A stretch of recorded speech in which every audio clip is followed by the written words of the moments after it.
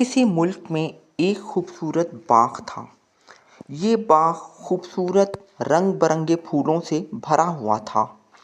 اس باغ کی ایک خاص بات یہ تھی کہ یہاں رہنے والے پرندوں نے اپنے بہت اچھے گھر بنائے ہوئے تھے۔ ہر پرندے کی کوشش یہ تھی کہ اس کا گھر سب سے زیادہ پیارا نظر آئے۔ مورنی کا گھر تو اتنا خوبصورت تھا کہ سب پرندے رش کرتے تھے۔ اس نے اپنے گھر کو موتیوں، پھولوں اور سنہری تاروں سے سجا رکھا تھا، اور چڑیاں تو پتہ نہیں کہاں کہاں سے مختلف قسم کی چیزیں لے آتی تھی۔ اس کا گھر بھی دیکھنے کے لائق تھا۔ طوطے کے گھر ہر ہفتے پارٹی ہوتی تھی۔ سب پرندے وہاں جمع ہو کر خوب ہلا گلا کرتے۔ سب پرندے آپس میں دوست تھے، اور بطخ رانی کی تو کیا ہی بات تھی۔ جیسے وہ برف کی طرح سفید تھی، اسی طرح اس کا گھر تھا۔ اس کے گھر میں ہر چیز سفید تھی۔ سفید پھولوں کی سجاوٹ، سفید موتی۔ رات کو اس کا گھر چاندنی میں اور بھی خوبصورت نظر آتا تھا۔ بطخ رانی کی عادت بھی بہت اچھی تھی۔ سب پرندے اس کو بہت پسند کرتے تھے۔ کسی پرندے کو کوئی مسئلہ ہوتا تو بطخ رانی اس کا مسئلہ حل کرنے کی کوشش کرتی تھی۔ اس باغ میں صرف کوا ایک ایسا پرندہ تھا جسے کوئی پسند نہیں کرتا تھا۔ اس کی عادت ہی ایسی تھی۔ ہر کوئی اس کو سمجھاتا تھا کہ تم بھی اپنا گھر بناؤ، لیکن کوا اتنا لاپرواہ تھا کہ اس نے اپنا گھر نہیں بنایا تھا۔ ادھر ادھر اڑتا پھرتا رہتا۔ جب کبھی آوارہ گردی سے اکتا جاتا یا آندھی اور بارش ہوتی تو کسی نہ کسی پرندے کے گھر کا دروازہ کھٹکھٹا دیتا کہ پلیز مجھے اندر آنے دو۔ ایک دن موسم بہت خراب تھا۔ تیز ہوا چل رہی تھی، بارش بھی ہو رہی تھی۔ سب پرندے اپنے اپنے گھروں میں سکون سے تھے۔ اچانک بطخ رانی کے گھر کا دروازہ کسی نے زور سے کھٹکھٹایا۔ بطخ سمجھ تو گئی کہ کون ہوگا، لیکن پھر بھی پوچھا کہ کون ہے، پلیز مجھے اندر آنے دو۔ باہر سے کوے کی آواز آئی، میں بارش میں بھیگ رہا ہوں، بجلی بھی چمک رہی ہے، مجھے بہت ڈر لگ رہا ہے۔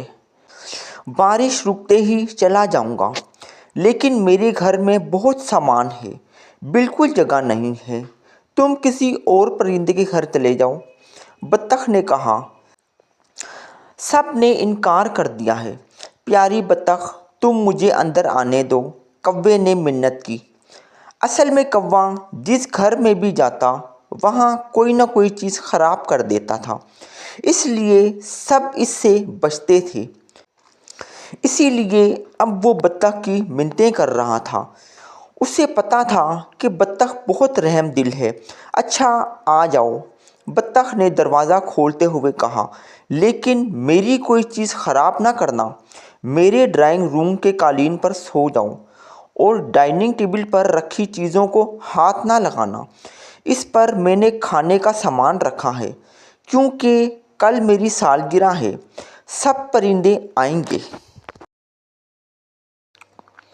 تم فکر نہ کرو پیاری بطخ، کوے نے کہا، میں کسی چیز کو ہاتھ نہیں لگاؤں گا۔ اچھا ٹھیک ہے، شب بخیر، اب سو جاؤ، بطخ نے کہا اور اپنے سونے کے کمرے میں چلی گئی۔ صبح جب بطخ کی آنکھ کھلی تو وہ بہت خوش تھی۔ اس نے اپنے کمرے کی کھڑکی سے دیکھا۔ موسم بہت خوشگوار تھا۔ گزشتہ روز کی بارش کے بعد سارا باغ نکھرا نکھرا لگ رہا تھا۔ آج سالگرہ کی تقریب کا بہت مزہ آئے گا۔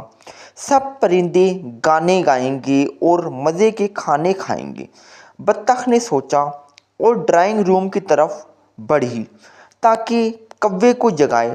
لیکن یہ کیا! کوا سب کچھ کھا کر اور خراب کرنے کے بعد اڑ چکا تھا۔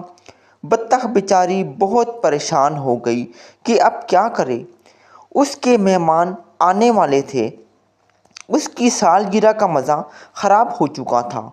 وہ بیٹھ کر رونے لگی۔ اتنے میں اس کے مہمان پرندے آ گئے۔ وہ گفٹ بھی لائے تھے اور خوشی سے گانے گا رہے تھے۔ پیاری بطخ، کیک کاٹو، تمہارا کیک مزے کا ہوتا ہے، مورنی نے کہا۔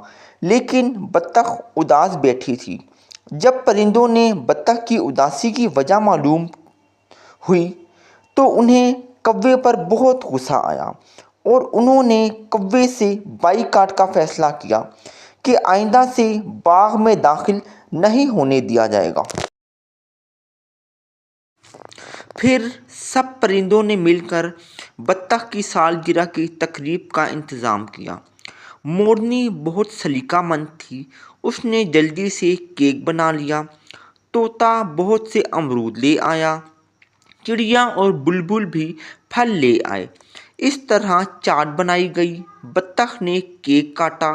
سب پرندوں نے بہت انجوائے کیا۔ کھانے کے بعد میوزیکل پروگرام ہو رہا تھا کہ دروازے پر دستک ہوئی۔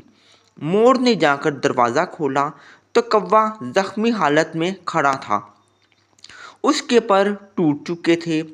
وہ رو رہا تھا، بطخ سے معافی مانگنا چاہتا تھا۔